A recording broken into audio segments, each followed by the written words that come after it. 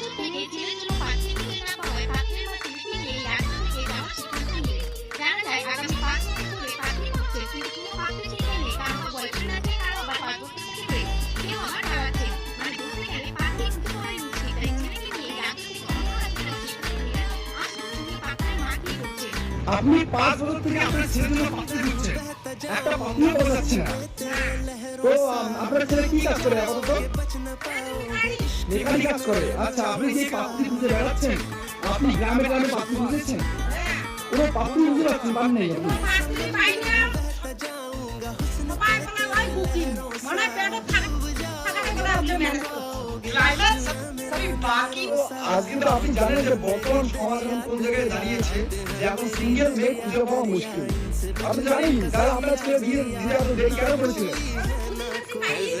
আপনার ছেলে কি বোকা, এত প্রেম করতে পারেনি আপনার ছেলে?